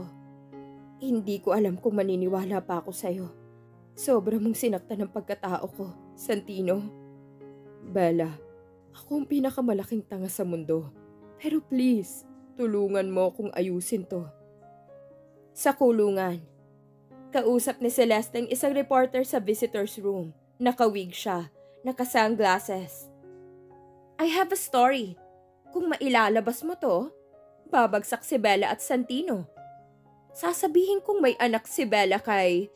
Totoo ba yan? Truth doesn't matter. People believe what they want to believe. Nagmumura sa Celeste habang inilalayo na siya ng mga pulis. Nagmeeting si Bella at Attorney Ruiz kasama si Eric sa isang interrogation room. Napatingin si Eric kay Bella. Well, ang dating Reyna bumababa sa level ko. Hindi ako bumababa. Dumadalaw lang ako para siguraduhin na mabubulok ka sa kulungan. Tinapik niya ang mesa. Gaano karaming mga confidential info na ibinebenta mo sa kalaban at ilang milyon ang tinanggap mo para sirain ako. Hindi ka makakapagpatunay. Meron na kaming recordings ng tawag mo at CCTV ng mga meetings mo. Natigilan si Eric. Napalunok. Bella, patawarin mo ako. Pinilit lang ako ni Celeste. Huwag kang humingi ng tawad sa akin. Humingi ka ng tawad sa lahat ng taong nawalan ng trabaho dahil sa mga kagaguhan mo. Lumabas si Bella na hindi man lang lumingon. Naiwan si Eric na nanlilisik ang mata. Sa gabi bumalik si Santino sa hasyenda. Naglakad siya papunta sa likod ng bahay, kung saan nakaupo si Bella sa swing. Nakatingin sa buwan. Bella, salamat sa lahat ng ginawa mo, kahit hindi ko deserve. Hindi sumagot si Bella. Bumuntong hininga siya. Akala ko dati, kailangan kita para mabuo ako. Ngayon alam kong kaya kong buuin ang sarili ko kahit mag-isa. Mahal pa rin kita, pero handa akong bumitaw kung yun ang gusto mo. Napaluha si Bella. Tumayo siya. Lumapit sa kanya. Bahagyang hinawakan ang pisngi niya. Hindi ko pa alam kung kaya kitang mahalin ulit. Pero hindi ko rin maitanggi. Mahal pa rin kita. Tinitigan ni Santino si Bella. Parang may muling apoy na sumiklab sa pagitan nila. Hindi sila naghalikan pero nanatiling magkalapit. Magkahawak ang mga kamay. Pero kung babalik ka sa buhay ko, may isang kondisyon. Ano yun? Huwag mo akong maliitin. Kahit kailan. Tumango si Santino. Tila umiiyak na siya sa sakit. Breaking news. Celeste's final blow. Isang araw habang abala si Bella sa opisina, biglang sumabog ang balita sa telebisyon. Nasa hallway si Leia, halos napatakbo papasok sa opisina ni Bella. Ma'am Bella, nasa TV po si Celeste. Bumukas ang malaking screen sa boardroom. Lahat ng empleyado na patitig. Sa loob ng kulungan nakaupo si Celeste sa harap ng kamera. Alam niyo ba? May anak si Bella kay Eric. Kaya siya nagmamadaling ipakasal kay Santino para itago ang kahihiyan. Nagkagulong buong kumpanya. Nagbulungan ng mga empleyado. Lumabas si Santino sa opisina. May takot sa mukha niya. Bella, hindi totoo yun, di ba? Hindi ko anak yan kay Eric. Pero kailangan ko tong tapusin. Kinagalit mo ko talaga, Celeste. Nakakulong ka nga, matapang ka pa. Tinawag ni Bella ang lahat ng media. Nag-black suit siya. Mahigpit ang hawak sa podium. Tumutok ang mga kamera. Walang anak si Eric na akin. Hindi ko kailanman pinatulan si Eric. Ginamit lang ako ni Celeste para sirain ang reputasyon ko. Pinakita niya mga documents at pinarinig ang recordings ni Celeste na umaamin na gawa-gawa lamang ang lahat. I am a woman who made mistakes in love. But I never betrayed my marriage the way Celeste did. At hindi ko hahayaang burahin ng isang sinungaling ang pangalan ko. Nagpalakpakan ng mga reporters. Si Santino nakatayo sa gilid, napaluha habang pinapanood si Bella. Sa kulungan nanlilisik ang mata ni Celeste habang pinanonood ang balita. Umabot sa kanyang presko ni Bella. Napasigaw siya, nagwawala. Hindi! Hindi! Lahat sila sinungaling! Nahimatay siya sa selda. Dinala siya sa infirmary. Habang lumalabas ang balitang mas madadagdagan ng mga kaso laban sa kanya. Pagbalik ni Bella sa opisina, sinalubong siya ni Santino. Niyakap siya nito bigla. Hindi muna siya gumalaw. Hindi ko alam kung paano kita haharapin, Bella. Pero gusto kong malaman mo. Sobrang proud ako sa'yo. Dahan-dahang yumakap si Bella pabalik. Tahimik, ngunit malalim ang yakap. Hindi mo na kailangang protektahan ako, Santino.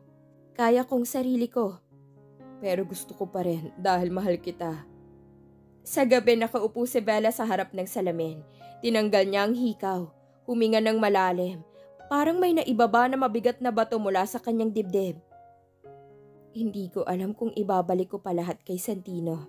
Pero alam ko na hindi na niya ako kayang maliitin. Lumabas na ang sentensya. Nakagapos si Celeste habang binabasa ng Wes ang hatol. Celeste Madrigal, ikaw ay hinahatulan ng 15 years sa kulungan para sa fraud, libel, at falsification of documents. Nagwala si Celeste. Pinilit niyang kumawala sa mga pulis. Hindi pa tapos to. Babawi ako. Pero dinala na siya palayo. Bumagsak ang ulo niya habang isinasakay sa police van. Ilang araw matapos ang hatol, nagkita muli si Bella at Santino sa hasyenda. Tahimik silang naglakad sa tabi ng taniman ng tubo. Ang sakit ng araw, malamig at mahina. May gusto sana akong itanong. Ano yon? Mahal mo pa ba ako? Nanahimik si Bella. Ipinikit niya ang mga mata saka tumingin kay Santino. Mahal kita, Santino. Pero hindi ko kayang bumalik sa dati nating relasyon. Gusto kong simulan natin ulit. As parents. As equals. Natahimik si Santino. Nangiti siya. Pero puno ng luha. Kung yun ang gusto mo, payag ako basta kasama pa rin kita. At maghihintay ako sa tamang panahon na maghihilom ng sugat na ako mismong gumawa sa'yo. Bumalik sa kumpanya si Bella. Pinatawag niya na ang buong staff sa lobby. Nakatayo siya sa entablado, suot ang eleganteng dark green suit. Maraming sugat ang iniwan ng nakaraan, pero isa lang ang sigurado ko. Walang babae na dapat maliitin. Kaya mula ngayon, sisiguraduhin kong sa kumpanya natin, lalaki o babae, pantay ang laban. Nagpalakpakan ng lahat. Nag-iyakan pa ang ibang staff. Si Santino nanunood mula sa likod. May mapait ngunit masayang ngiti. 2 puso, 1 tadhana. 1 year later. 1 taon matapos ang gulo, tahimik ang gabi sa hasyenda. Puno ng mga bituin ng langit. Malakas ang hampas ng hangin sa mga dahon ng tubo. Tila isinasayaw ng kalikasan. Nakatayo si Bella sa balkonahe, suot ang puting nightgown. Hawak niyang 1 tasa ng mainit na tsaa, nakatingin sa malayo. May mga yapak na lumapit, narinig niyang pamilyar na boses. Pwede ba kitang istorbohin? Ikaw lang naman ang pwedeng istorbo rito. Inilapag ni Santino ang isang maliit na kahon sa mesa. Nang buksan ni Bella, may laman itong gold wedding band na simple pero kumikislap sa ilalim ng ilaw ng buwan. Bella, gusto kitang pakasalan ulit. Pero this time, walang negosyo, walang utang na loob. Walang arranged marriage. Ako't ikaw lang. Napaluha si Bella. Nanginginig ang kamay niya habang hinahawakan ng singsing. Santino, pinapatawad na kita.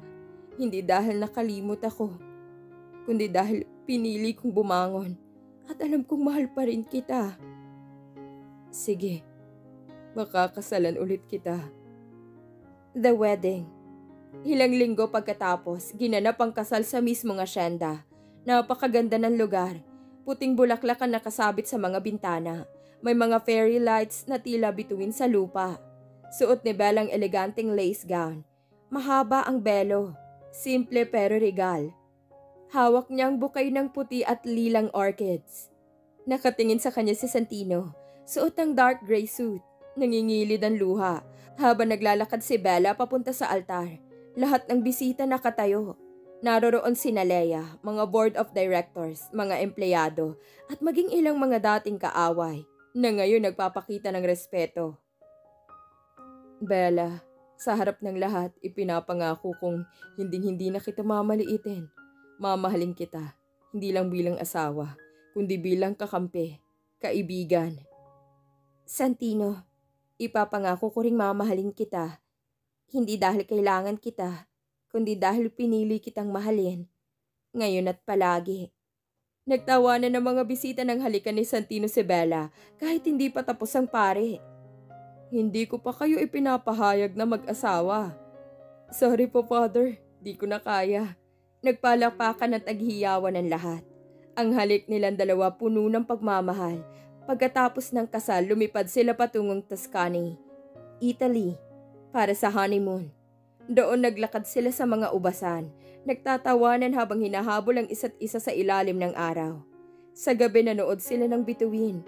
Nakaakap sa isang beranda ng isang lumang villa. Hindi ko akalaing darating tayo rito, Santino. Dahil mahal na mahal kita, Bella, at wala na akong ibang hihilingin kundi ikaw. 2 taon ang lumipas, bumalik sila sa Pilipinas. Doon nagpatuloy si Bella bilang CEO ng kanilang kumpanya. Si Santino naman hindi na lang chairman. Naging partner niya sa pagpapatakbo ng negosyo, katuwang at katuwang sa lahat ng bagay. Hanggang isang araw, dumaan si Bella sa opisina para sa regular na check-up. Doon siya binigla ng doktor. Mrs. Madrigal, buntis po kayo. At hindi lang isa. Kambal. Napaluha si Bella. Hindi siya makapaniwala. Tumawag agad siya kay Santino. Santino, magiging daddy ka. Kambal, Santino. Kambal. Sa kabilang linya, bumagsak ang cellphone ni Santino. Narinig na lang ni Bella ang sigaw ni Leia. Santino! Huminga ka, please! Makalipas ang 9 na buwan, isinilang ni Bella ang kambal. Isang batang babae at isang batang lalaki. Pinangalanan nila itong Bianca at Sebastian. Nasa hospital si Santino, hawak-hawak ang kamay ni Bella. Habang lumuluha ito sa sakit, humihingal si Bella pero matapang. Kung maliitin mo pa ako kahit kailan, ipapaanak ko ulit tong kambal mo nang walang anesthesia. Hindi na po, promise. Nang marinig ang unang iyak ng kambal, parehong napaluha ang dalawa. Hinawakan ni Santinong maliit na kamay ng mga anak nila. Salamat, Bella, dahil hindi ka sumuko, dahil tinanggap mo pa rin ako. Walang babaeng dapat maliitin, kahit sa pagiging asawa, ina o babae. Pero mahal kita, Santino. Mahal na mahal. 3 taon matapos ipanganak ang kambal, nakaupo si Bella sa balkonahe ng asyenda. Sa lap niya nakaupo si Bianca, nakasuot ng pink dress. Sa tabi niya si Sebastian, naglalaro ng kotse. Lumapit si Santino. May hawak na 2 ice cream cone. Isa kay Bella, isa kay Bianca. Para sa pinakamagandang babae sa buhay ko? Napangiti si Bella. Tinitigan niya si Santino. Puno ng pagmamahal. Kinuha niya ang kamay nito at hinawakan ng mahigpit. Alam mo kung anong pinakamaganda, Santino? Ano? Na kahit gaano karaming unos, tayo pa rin sa huli. Ikaw, ako at ang mga anak natin. Nagtagpo ang mga mata nila. Puno ng tiwala. At sa ilalim ng nag-aagaw na araw at gabi, hinalikan nila ang isa't isa. Hindi na lang bilang mag-asawa kundi bilang 2 pusong muling pinagtibay ng tadhana. Sa likuran nila tumatakbo ang kambal, nagtatawanan. Ang hangin ay malamig, puno ng amoy ng tubo at mga bulaklak. At sa bawat halakhak ng kanilang mga anak, naroon ang pangakong hanggang huli mamahalin nilang isa't isa at ipagtatanggol ang pamilya niya. Dito na po nagtatapos ang kwento ni Bella.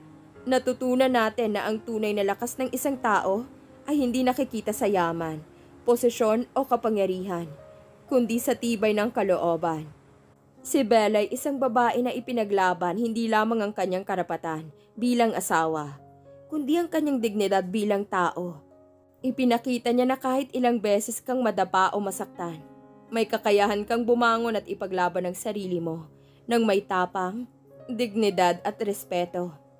Huwag basta susuko sa laban, lalo na kung tama ang ipinaglalaban. Maraming salamat po sa walang sawa niyong pagsubaybay sa aking munting channel, ang Rava TV. Pwede po kayong magsabi kung anong kwentong nais niyong marinig. Muli po, maraming salamat.